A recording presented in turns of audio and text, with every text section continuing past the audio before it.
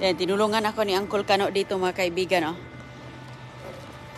Para maayos ang aking, sobrang taba na ng aking alugbati. Sobrang taba na ng alugbati ko dahil dito. Ayan, oh. Ha? Vegetables. Which one? This one is vegetables. There are vegetables. All vegetables. This is good. I see tomatoes. It's like a spinach. That's what I thought it was. Yeah. I thought it might be spinach. Yeah. They are just look like the You got tomatoes there. Philippine spinach.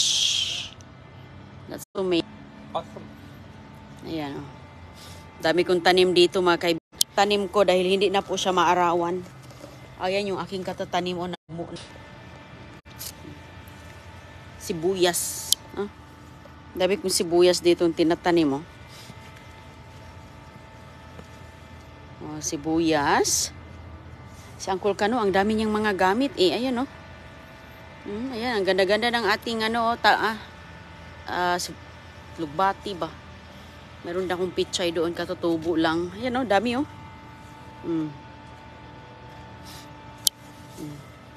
Sus. Ayan, ang dami akong ano, alugbati si Uncle Kano. Tinulungan nga ako dahil yung alugbati ko, kung wala to mga kaibigan, di ba dilaw, naging dilaw ang dahon. So ngayon, hindi na naging dilaw ang dahon dahil sa araw ba? Dahil sa araw, so kailangan nating lagyan ng konting sun, ang tawag dyan, screen, di ba? Yung ibang mga lugar may ganyan, no? Lalo na sa mga sensitive. Sensitive kasi ito dahil, di ba? Ayan, oh, gumanda na yung aking bagong tanim mo yun, oh. Nagdilaw yan dito lahat, hindi mukhang ganito. Dahil naluto sa araw, oh. Ayan, tinulungan ako ni Uncle Kano dito para malbilagyan ng ganyan. Nakaano na po, maayos na ang pagkalagay niya. Ang taba na talaga.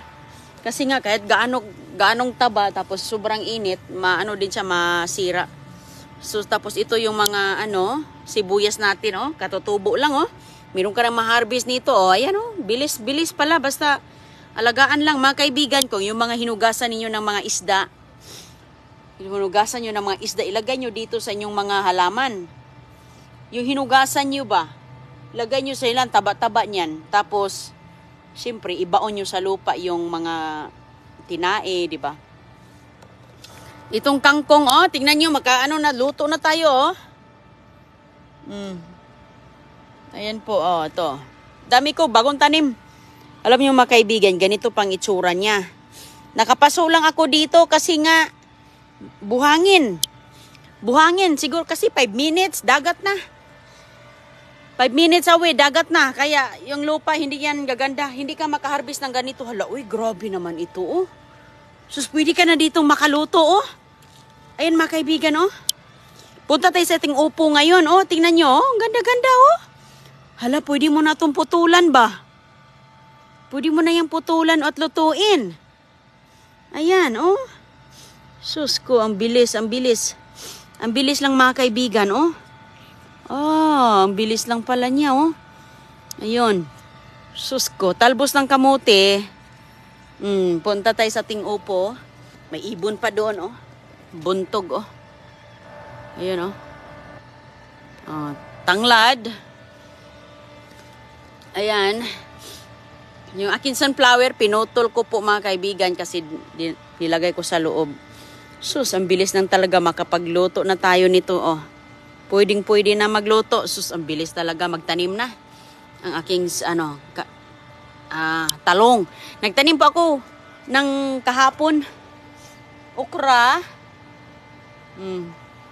Ayan yung talong ko, oh. Oh, ang taba-taba nga yung nasa ilalim ng sunflower, oh. Ang taba-taba ng alugbati, oh. Oh, pitsay pala, sorry, pitsay.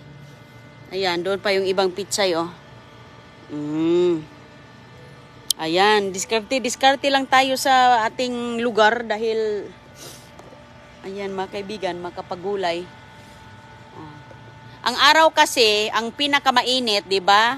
Tanghali. Kaya dyan ko nilalagay. Kasi hindi naman nakakasunog yung araw sa mga 9 o'clock, 10 o'clock, hindi doon. Doon yung araw. So pagpunta na dito, mga 11, 12, launa. Dami talaga, hindi pa ako nakapagkuha ng mga alugbati. Napakataba mga kaibigan, oh. Pwede na itong kukunan kaso lang. Oh, sa dami nating mga gulay, hindi na natin naluto yung iba. Bukas na, bukas. Lagi na lang ako ditong babukas-bukas. Say hi, Uncle Deb. Hey, how are you? How you doing? Kumusta daw? All good, Uncle Deb. Tanglad, oh. Nagtanim ako ng bagong tanglad ng similia. Ito yung aking mga flowering. Oh, yun pa yung iba kong alugbati. Oh, dami kong alugbati dito. Oh. Ayan, oh. Dami kong alugbati na mga seeds yan. Tinatanim ko kahapon. Sus ko, ayan. Okay. Mga flowering plants to. Wala pang bulaklak kasi katatanim lang. Punta tayo sa ating upo.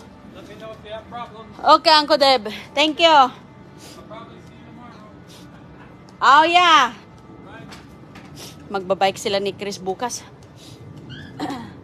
Ayan po mga kaibigan yung aking... Ito kasi kinain po ng bayawak, 'di ba? Yung aking ang tawag dito, sitaw. Kinain ng mga yung malaking bayawak. Kinain talaga pati nga yung aking papaya na bagong tanim, inakyatan. Kinalbo. Ayan oh, dami po. So, magtiis-tiis na lang tayo. Ito yung aking mga bagong tanim din to. Ayan mga kaibigan. Okra. Okra po. Itong klaseng okra na to, maliit po siya, namumunga na. Yun ang kagandahan ng similia na to. Matagal na yan. Iwan ko saan ko kaya ito galing. Sino kayong nagbigay sa akin ito? Maliit pa to, tapos namunga na eh. Kaya, mamunga na ito, hindi na magtagal mga kaibigan. Napaka-healthy siya. Ito, oh, kinain lang. Ito lang naman kasi nabantayan ko. Okay. Punta tayo sa ating upo. Hindi running na upo na talagang kaibang upo to mga kaibigan. Ayan o, nagwala na siya dito. Napunta na lahat dito. Wala na, kalbo na lahat. Ang una kong tanim na kamote, kinain po ng bayawak kaya walang nangyari. Ayan ang nangyari, wala. Kamote yan dyan, kinain. So ngayon, ayan yung aking ang tawag dito, upo. Yung upo na klase na to, pareho lang ang lasa nila, pero ang ibang hugis lang ang pagkakaiba. Pero ang lasa, masarap yan. Ayan. Ang laki na niyan mga kaibigan. Tapos ito pa, binabantayan ko to kasi nga ang kalaban ko ay yung malaking tuko. Tuko o bayawak o ang tawag dyan basta. Oh. Binabantayan. Malaki po yan. Sus ko, bilog po siya mga kaibigan. Ayan, ibigay ko muna ito kay Ate Gaga. Ipahatid ko sa bahay niya ni Chris. Ito. Ayan. Mayroon ng mga nagmamay-ari ng mga bilog na to. May mga may-ari na ng mga bilog na to mga kaibigan ng upo. Kasi mabinta yung upo ko. Oh, ayan. Ate Gaga, ayan. Ayan. Bigay din natin yung iba pag lumaki na. Ayan. Ito siya. Hindi pa siya masyado.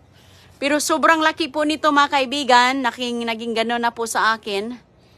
Medyo over na. Kailangan pa. Kunti pa to. Kunti pa. Mga ilang araw na lang to. Ayan yung iba. Ang dami po dito. Ayan. At saka ito.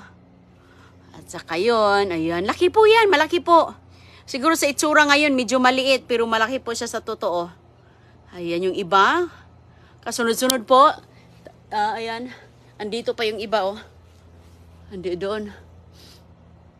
Nandun, oh. Mga maliliit pa nagtatago, oh. Lagi kong binabantayan dito. At lagi akong nag-iingay dito para hindi siya papasok kasi nginangat-ngat nga yan. Ang ganito ba, oh? Ang ganito, oh, nginangat-ngat nila. So ngayon, lagi ako dito sa labas. Mag-ingay-ingay ako. Para alam nila na may tao. Kasi pag may tao, ano sila, tumatakbo sila. So, ito yung una, oh. Yan yung malaki. Oh, parang watermelon, no? Pero ano po yan sa upo.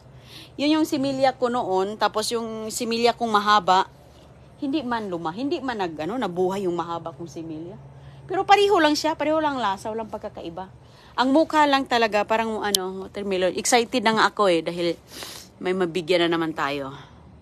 Ayan, oh, ayan. Tapos yung isa doon, mga kaibigan, palaki na rin yun, oh.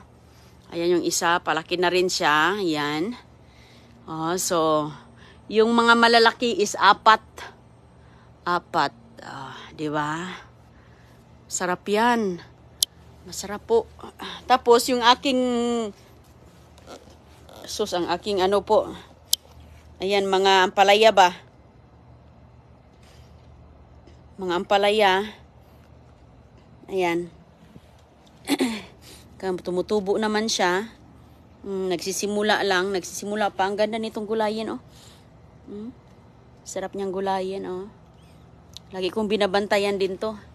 Ayan, oh, 'di ba? Ganito sana yun kalaki yung akin talbos doon. Kaso ito, oh, kinain to doon yun doon. Kinain, oh. Ganyan na sana kadami. Pero okay lang mga kaibigan kasi meron naman ako doon. Sa sobrang init, ganyan ang itsura. Wala kasi tayong ano eh. Wala kasi tayong pang-screen. So, ayan po yung aking aking upo. Excited na nga ako sa upo. Kasi nga, yung upo kong nagtanim ako, kinain, di ba? Hindi ako, pinutol ko. Kasi, pinutol ko mga kaibigan. Ngayon, munti ko na nga itong putulin eh. Sabi ko, araw-araw na lang ako dito sa labas pupunta. Mga ilang, lagi ako pumupunta dito sa labas. Siguro sa isang araw, 5 bisis ako lumabas. Tiningnan ko kay, sus ko, di ba? Nangangarap tayo na magkabunga ang ating halaman. Kasi dito kasi merong mga kuniho. Yung kuniho, okay lang, hindi makaakyat. Kaya nilalagyan natin ng bakod. Net, ganito. Para hindi pasukin. Pero yung tuko, gustong-gusto nila yung talaga, kamote. Dami mga kaibigan. So ito, bata pa yan, hindi pa yan. Hindi pa yan siya. Medyo pa to. Medyo bata pa yan. Pareho nito, bata pa. Ayan, oh. Ganda nung ganda. Maliit pa sila. Sunod-sunod kasi ang bunga nung ganda talaga. Ang ganda talaga titingnan kung mayroon tayong mga halaman, may mga tanim. Kahit sa sobrang araw, nawala din yung pagod natin. Nawawala din yung pagod. Kahit nga yung mga bulaklak ko dito, oh, nagwawala na, oh. Ang dami ko dito mga sunflower, oh. Ganda pa naman ang kulay ng sunflower. Ano siya? Golden yellow. Golden yellow na mga sunflower. Sarap tingnan po sa mata. Ganda tingnan nito eh. Ayan, oh. Pag mainit talagang namumukadkad siya ng gandang kulay. Golden. Napaka-golden niya. Ito mga kaibigan. Ito yung kabubulaklak lang niya. Ang daming bulaklak nito. Sana yung iba? Mga maliit pa kasi kabubulaklak lang. Ano yan siya? Yung kalamansi ba? Ayan yung aking nasa likuran, mga sunflower na maliliit. Grabe ang init dito ay. Pasok tayo sa loob. Nakakaano taga sipon. Oh, iba po yung upo ko, Ma'am Raquel. Bilog po siya pero pareho lang ang lasa. Sa ano lang yun, sa hugis. Hugis po. Nakaano na ko, na pangalawa na yon, pangalawang tanim ko na kasi tanim nga ako. Pinagninangat-ngat po eh. So yun, tinatanim ko. Yung aking patula doon sa kabila, nagsisimula na nagbulaklak din. Grabe dito sa amin ngayon. Ang ganda ng panahon, oh. Napakaganda ng panahon mga kaibigan. O kung nakikita nyo dito, napakatahimik po dito. Sobrang tahimik po, oh. Ayun, oh, yung gumagawit bahay. Wala. Oo, ano yun, masarap naman. Pareho lang, walang pagkakaiba. So si Jun Julio natulog. At si Dave andoon. Si Uncle Dave andoon sa inaayos lang niya ba para hindi liparin ng angin. Kasi yung aking pagtali, hindi maayos yung pagtali ko. Siya kasi, marami siyang mga tools. Marami siyang mga tools mga kaibigan dahil ano din yun siya, handyman ba?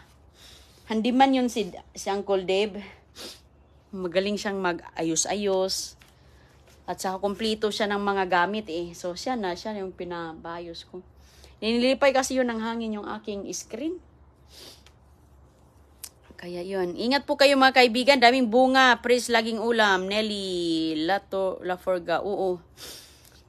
Laging presko na ulam natin. Itong mga kaibigan, hindi nga ako pumupunta ng tindahan. Pumupunta lang ako tinan pag makabibili ng gatas ni Don Julio. At saka prutas. Prutas, pambao ni agoy-agoy, ganyan. Pero punta lang talaga ng tindahan, bili ng gatas ni CG. Kasi, meron man ako itong mga gulay. Gulay-gulay. Simple lang. Simple lang mga kami. Hindi naman masama yun araw-arawin. Maganda nga yun eh. Maganda nga eh. Malunggay. Sus ko, napaka-high in potassium. Nutrients. Sus, ang ganda pala ng malunggay. Eh. Grabe. Napaka-ano yung malunggay. Ang dami kong malunggay dito. Napaka-gandang antioxidants po yan. Lahat ng mga ibang lahi. Grabe pala kumain ng malunggay. Yung ibang lahi. Pinagtuyo nila. Pinag-tea. Kasi ang daming nutrients. Tawag nila dyan dito is superfood. Superfood. So okay lang yan araw-arawin ang malunggay. Kasi kung hindi ka man makakain ng maraming saging, may potassium pala ang malunggay. So sabi ko, wow, ang talaga. So hindi talaga ako nagsisi na araw-araw kami malunggay. Oo, grabe kainit dito. Sobrang init po. Pareho sa Pilipinas, mainit. Pero minsan, sabi, oy, laging umuulan dito. Ganyan din. Pero ngayon, okay naman. Ganun talaga pag summer. Nakakasunog. Hindi rin maganda. Sisipunin ka rin. Nakasakit din ang ulo eh. Lalo na pag nasa labas ka. So, yung ibang mga nagtrabaho sa construction, yung mahirap mga kaibigan, no? Trabaho sa construction, napakainit, no? Sus ko. Tayo nga, lalabas lang ng mga 20 minutos, 30 minutes.